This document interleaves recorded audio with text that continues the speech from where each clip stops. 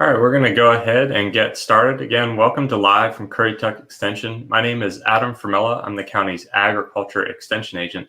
And today I'll be presenting Establishing New Lawns by Chris Blaha. And we have a picture of Chris here on the slide. Chris is the county's ag technician. He developed the slides and the material for this presentation. And if you have any questions about lawns, anything about the presentation, he's in the chat and we'll be able to answer those live. Of course, if you're watching this recorded, you can find his email on our website, and the link to our website is in the description below. Also in the description, you'll find a lot of helpful resources for today's class. We have things from NC turf files, so you'll be able to find things if there's diseases in your lawn, whether they're insects or maybe pathogens like bacteria. They have a great picture guide to show you what these diseases are and then what you can do to kind of treat them.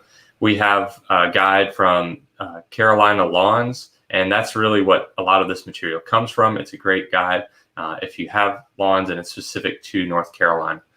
So whether you're trying to grow warm season grasses or cool season grasses, they've got information there.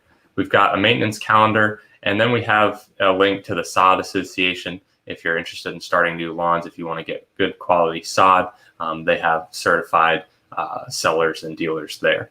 So those are our links. We also have links to our social media, so check those out to see what we're doing. And we have an evaluation that you can fill out to let us know how we're doing. Of course, make sure to subscribe to our channel so you'll know what we're up to and the videos that we're doing. We're producing these daily at 11:30, so make sure that you stay tuned to those. But again, if you have any questions, type them in the chat for Chris, and we're going to go ahead and get started. So we're talking about establishing new lawns, and the first thing we're going to talk about are the different timings that you're going to want to establish a lawn. This is all warm season grasses. So we're talking about things like Bermuda, centipede, St. Augustine, zoysia grass, things like that. We won't talk at all about fescue in this slide, so if you're interested in fescue, that'll be a different class at a different time. And we'll talk a little bit about rye. That's a cool season grass, but we're focusing on warm season grasses. And the three different ways you can start them, whether it's seeds, you can start them vegetatively with sod or plugs, which are more or less the same, and then you can start them with sprigs. So when you'll want to start your lawn with seeds is going to be sometime between March and July for most grasses, that being centipede, carpet, zoysia. You can't start St. Augustine from seed, and that's just because the seeds aren't viable for that grass, so it has to be vegetative. Bermuda is a little bit later. It needs to be a little warmer, so you can wait until April. But you want to make sure that you get good quality seed. The things that you're going to look for are germination rate. So you want it to have a high germination rate.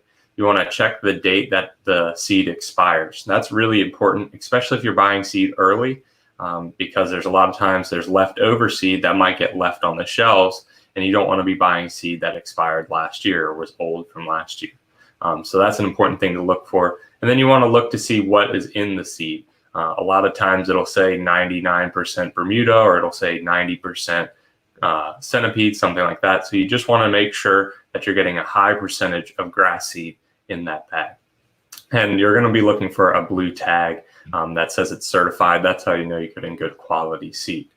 So that's seeds, when to start them. It's a general time period. You don't want to start them too early because the ground might be too cool. Then again, you don't want to start them in the middle of the summer, in the middle of July, because the ground is going to be hard. It could be dry. We have a lot of wet or a lot of warm temperatures, a lot of heat. So just finding that balance can be important for starting seeds. Sod and plugs are more or less the same thing. It's a big piece of grass that has been grown somewhere else, cut up, and then put onto your site. You want to start those when soil temperatures are over 55 for warm season grasses. And that's usually sometime after March, in March to July, and that's when you'll get your best results. And then for sprigs, you get your best results in March or April with those vegetative, almost cuttings of the grass. The most important thing you can do is site preparation. If you get a good site maintained and prepared, your grass will start better if you're starting seeds, or it will hold on better if you're starting sod or some of the vegetative things. So you'll want to bring in topsoil if you've got a really heavy soil, if your soil really isn't in a good shape, if it's really compact. And you're looking for about 4 inches of good workable soil. 1 to 2 inches isn't going to do. Just remember, if you're bringing in topsoil, that you're likely bringing in weeds. So you want to make sure that you treat those weeds before you cultivate that soil into your lawn. Make sure that you do that, because you're really just going to be mixing in those weeds if you don't. You can also add soil amendments if your soil is either too sandy or has poor drainage. So in the southern end of the county, we have a lot of sandy soils, and you might want to bring in some more topsoil to mix in with that soil. If you live in an area like me where it's heavy clay, you might want to add additional topsoil, or maybe you'll want to add things like peat moss or sand to help mix in that soil. Again, you want at least 4 inches of workable soil. And then after you get that all mixed together and the weed seeds have been treated, you want to take a soil test, and that'll tell you how much fertilizer to add and how you need to adjust your pH. We have videos on our channel how to take a soil sample and how to send off the soil sample and to read those results. And of course, if you have any questions about that, you can email Chris your questions. So soil tests are very important. You'll want to apply that lime and that fertilizer before you plant and mix it into your soil. And then when you get ready to start to plant your seeds, you'll put out 1 pound of nitrogen per 1,000 square foot. So this is more or less what you want to see once you've prepared your soil. You want a level surface with a slight slope. And that slight slope should be graded away from your property, because you don't want that water to be draining towards your house. You want it to go around the boundaries. You want it to be level because you don't really want any holes, any low areas where that water is going to pool. You'll have low germination if you're starting seeds there, but also you can have disease pressure there because it's kind of a wet, moist area. Now, once you have everything graded, you'll want to allow the soil to settle, and you'll do this by letting it rain on it a couple times.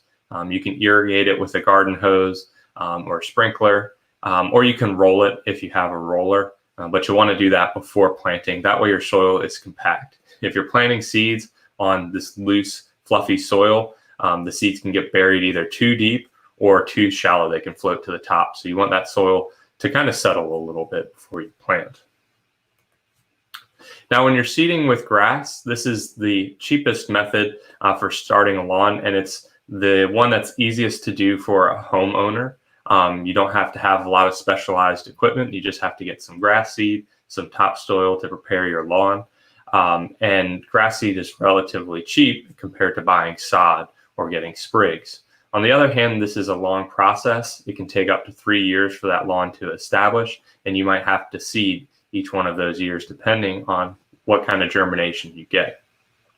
So just keep that in mind when you're going to be seeding grass. You'll want to apply it in a uniform pattern, either with a rotary or a drop spreader. And we'll talk about that in the next slide, but you're looking for a grid pattern. And then you're going to lightly rake those leaves, or you can roll them if you have a roller, into that topsoil, and that helps to bury them. Then you can mulch, and this is an optional step, but you'll get better success if you do, with 1 to 4 bales per 1,000 square foot of straw. That helps to keep the moisture in your soil, and moisture is one of the key factors when you're starting seed. You don't want those seeds to dry out. So the mulch, the straw, will help to keep that moisture in. It'll bury some seeds that are on the top, so they might emerge and germinate. But it also reduces your predation because less of those seeds are visible for things like birds and rodents and insects, things like that. And then you're going to want to water it. Watering, like I said, the moisture is important. So you're going to water 2 to 3 times a day. The goal is to keep that top ½ inch moist. So if it rains, you'll have to adjust accordingly, but you're going to water that until the seeds germinate, which takes about 2 to 3 weeks, depending on what type of grass seed you're growing and depending on the temperature around. So if it's really hot outside, it might germinate a little quicker. If your soil is warm, it will germinate quicker. So that's just things to consider, but you're going to want to water at least once or at least twice a day just to keep that top ½ inch moist. Now, this is the grid pattern that I talked about when you're applying your grass seed. And so what you do is you apply half the seed in one direction. So maybe you go left to right across your lawn. And then the other half of your seed, you're going to go up and down or the other direction across your lawn. And the reason for that, if you think of a rotary spreader, you're going to be spreading and it sprays like a fan. So think of this like this is the way the seeds are distributed. Then if you come back the other direction, there's a chance that you're going to miss some of those spots right there in the middle, Or maybe you're going to go a little heavy and you're going to overlap. And so you have some areas that are heavier than others. So if you come in half of them going up and then half of them going across, you'll get that good coverage just like that. So that's the reason that you use a grid pattern for your seed when you're spreading them. And this is what you should see. So this picture here just shows a good distribution, and they have the little key there to kind of give you an idea of how close together those seeds are. Of course, make sure that you read the bag. The bag will tell you how close to put the seeds together or how many you need per 1,000 square foot. It'll tell you how big of an opening you need on your spreader. And that's really important because the size of the seed varies, not only depending on the species, but depending on the bag, because some companies will add extra fertilizer to their seed, making them a little bigger. Some will add some soil kind of amendments in there with it. So there's some inert stuff in there, and that may make it a little bit bigger as well. So just some of those things to consider. Make sure that you look at the bag. Of course, you can check out the Carolina Lawns publication. They have some general recommendations as well, but definitely read the bag. The bag is the best way to go for those seeding recommendations. And then once your lawn has germinated from seed, you're going to reduce your irrigation. So you're not going to be watering twice a day anymore. You're going to water 3 to 4 times a week, but you're going to be watering more heavily. So it's going to be a longer amount of time because you want that top 2 inches of soil to stay moist. That's really where the roots start to grow down when the lawn is establishing. And you'll do that for a while, really up until your third mow. Now, how do you decide where or when to mow your brand new lawn? The general rule is about 1.5 inches of lawn growth. But to be a little bit more scientific, you have to figure out what the recommended mow height is for your lawn. So for Bermuda, that's about 1 inch tall. So most people mow their Bermuda when it's about 1 inch tall. The goal is to mow it when it's that height plus 1/2. So if we have 1 inch plus 1/2, that's 1.5 inches. So that general rule works for Bermuda. Of course, you can check out the Carolina Lawn publication, and they have more accurate information for the specific types of lawn, whether it's zoysia or St. Augustine or centipede. So after you've mowed the first time, you can lower that height and mow at the recommended height for the rest of your mowings.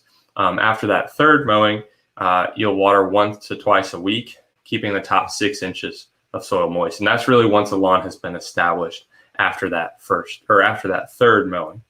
You'll want to fertilize both at planting and then 6 to 8 weeks after germination at a rate of 1 pound of nitrogen per 1,000 square feet. That just gives your grass a little bit of extra boost. If you're watering it every day, a lot of that nitrogen is going to go away. That's why you need to reapply at about 1.5 to 2 months in. And you want to half that rate for centipede grass because it's a little bit more sensitive to fertilizers. And the last point here on grass, starting from seed, is that you don't want to add any herbicides until after your third mowing. Again, that third mowing is kind of your establishment point where you can start to treat it like a normal lawn. So that's starting it from seed. If you have any questions, go ahead and add them to the chat for Chris. If you're watching this as a recorded video, you can find Chris's information on our website, and the link to that is in the description.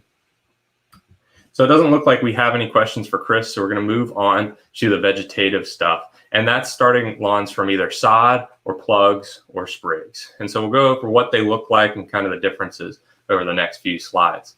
But in the bottom corner, you'll see sod. It's a big mound. And what it is just grass grown somewhere else. And they cut it with a machine. They go in rows. And then they either roll it up or they stack it in mats. It usually comes in rolls like the picture kind of shows there. It's in a roll. And those roots are going to be exposed. It's going to be grass on one side, dirt on the other side. Plugs, on the other hand, are more or less like sod, except they just take almost like a cup and they cut holes in it.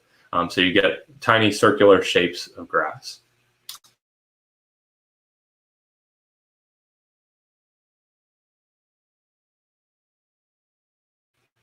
Looks like my screen froze there. So I'm going to talk about sprigs again. So sprigs are like cuttings if you've ever done things like herbs or flowers. And it's a part of the plant where you'll have a stem or a leaf, and then you'll get growth of roots underneath it. So you'll either have stolons or rhizomes. You bury part of it, and then the other part the leaves grow out of. So they're pretty cool. It's a little bit different. So we're going to start by talking about sod. Sod is really cool because you get that instant lawn. So if you're just moving into a place and you hate to look at dirt, you don't want to wait, you can get sod and you have an instant lawn. It's just really expensive to do that way. So it's the most expensive method that we have. And because of this, you want to be extra sure that you're doing the proper job to maintain it. So you don't want to leave it rolled up for more than 48 hours. That's because the roots are going to dry out because they're exposed. And really, dry roots is the #1 killer of transplants. You don't want, whether it's sod or vegetables that tomatoes you're planting in your garden or shrubs, you want to make sure those roots stay moist. And that's, again, true for sod. So make sure that it's not sitting out for more than 2 days. Then when you put it down, you just cut it in a brick-like pattern and lay it out in a brick-like pattern. You can do that with a sharp knife, a box cutter, or a shovel, something like that. A spade will work fine. And then you want to make sure you roll it so those roots on the bottom get good contact with that soil. Again, soil preparation is really important. That wasn't just for seeding, because you want that soil to be relatively loose so those roots can grow down in it. You want to make sure you keep it moist, and so you're going to water it like it's a newly germinated lawn. So you want to water it 3 to 4 times a week. And then after that first month, you can lower that irrigation to 1 to 2 times a week, making sure that you're keeping the top 6 to 8 inches of the soil moist. Now, plugs have a very similar maintenance, although they're a little bit different. You space them about 6 inches to a foot apart. That spacing depends on how quickly those plants are going to fill in. So you see there, the top image is what it looks like when you plant them. The bottom image looks like when it's filled in. It can be done for zoysia, centipede, and St. Augustine grasses. And you want to make sure that you fertilize this when you plant these plants if you haven't already fertilized the soil. And again, plugs are more or less like sod. You want to make sure that you do a lot of good soil prep. Make sure that you're watering it similar to sod, like it's a germinated plant, and then reducing that after the first month. That'll just help your grass to grow.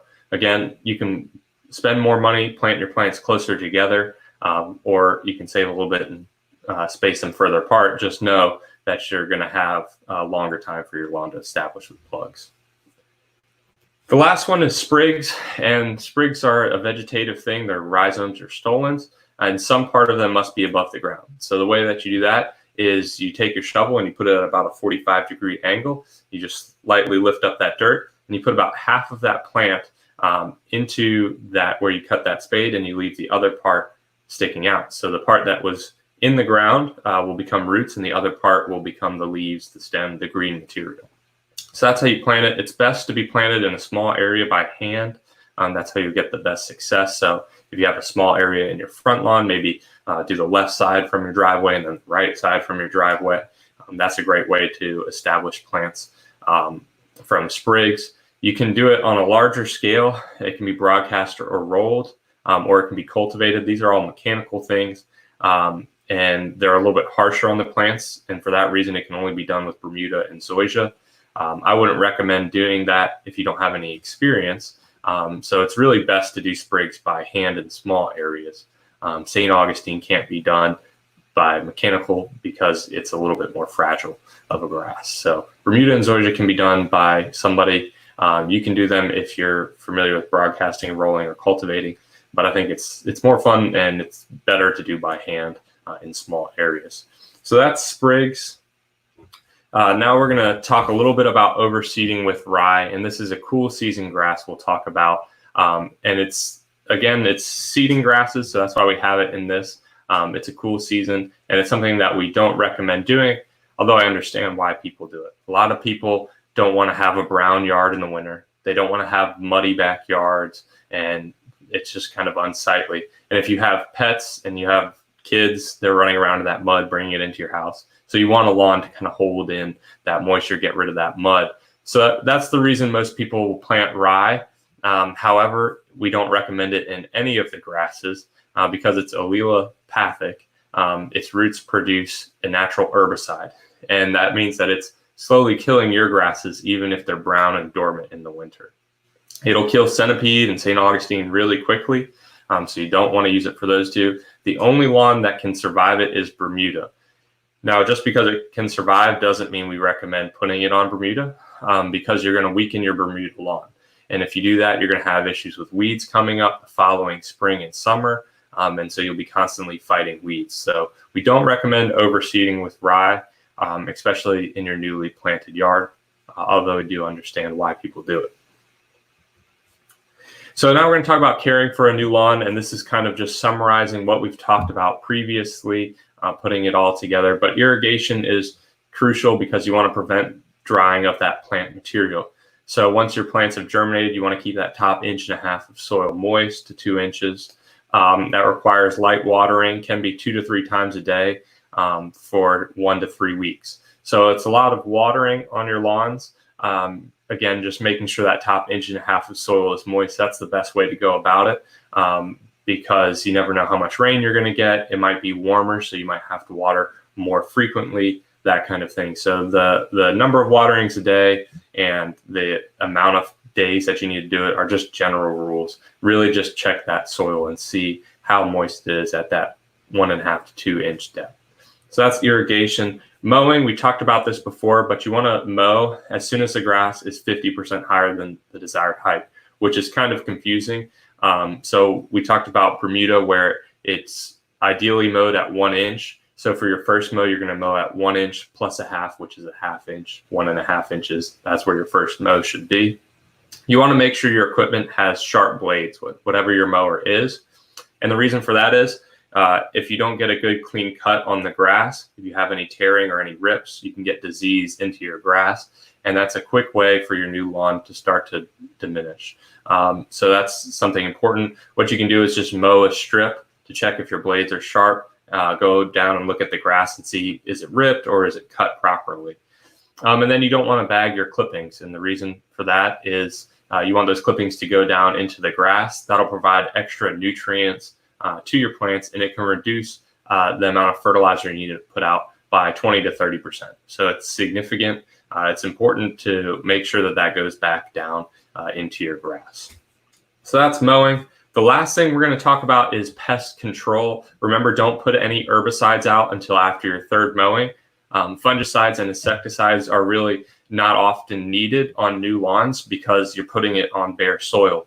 So there shouldn't be any pre-existing diseases or insects in that soil that are going to harm your lawn.